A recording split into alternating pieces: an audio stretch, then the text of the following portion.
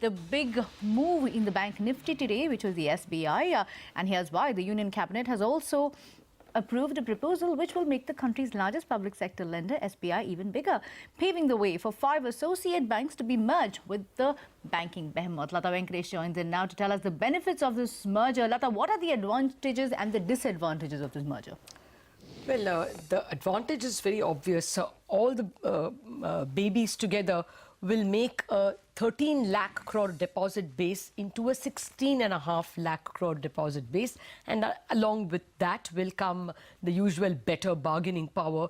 It's important to note that 2 out of the 5 subsidiaries have actually better ROA and ROE than SBI itself. So it's not as if the addition of these companies' NIMs and profit is going to wear down SBI's margins. No such problem. They will SBI's ROAs and ROEs will largely be undisturbed. There's one loss-making bank in the PAC State Bank of Patiala, but otherwise the remaining 4 are as good as SBI's numbers in almost all parameters.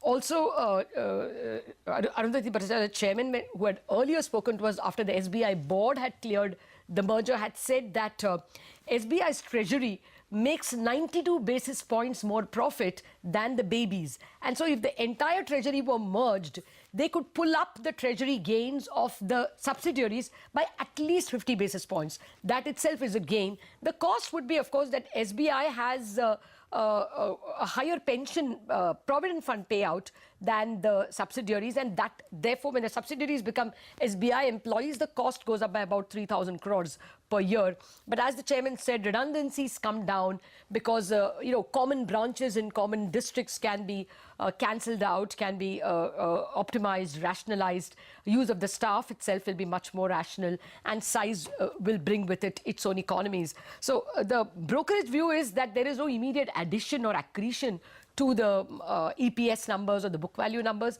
But on the other hand, there is no dilution either. Fitch calculates that the capital adequacy would go down by about 10 basis points or 12 basis points. So really no immediate impact. But the key point is that the market has reacted very positively as far as the SBI subsidiaries are concerned. While SBI itself went up by 4%, the subsidiaries went out by even 15 and 20%, largely because there is a valuation gap between the two, and some people are trying to play that game. What will be the merger ratio, we don't know. We spoke to VG Kannan, the SBI managing director, and he said the valuation should be done in 2 months. So we should know the merger ratio very soon, which is why the market was working its way. We also spoke to the managing director of some of the subsidiaries. So hear them out. The outermost was always March, and now that the clearances have come in, we'll start working double speed and maybe try to do it at the earliest. Okay. And I don't want to give any timelines because certain legal areas we'll have to find out, and what are the documentation. But I think the process may not be very long. At outermost March and maybe even earlier. I expect the process to be pretty smooth because it's basically an advantage to the customer. The large number of customers that SVP have moving into the larger SBI family will be of great benefit to the customers. I think they only have a win-win for the customer.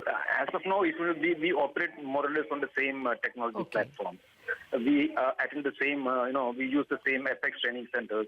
My people are sent abroad to SBI's foreign branches for their assignment. So there is a substantial amount of integration already in place. So I don't foresee any issues regarding integration of the staff. The culture is basically the same.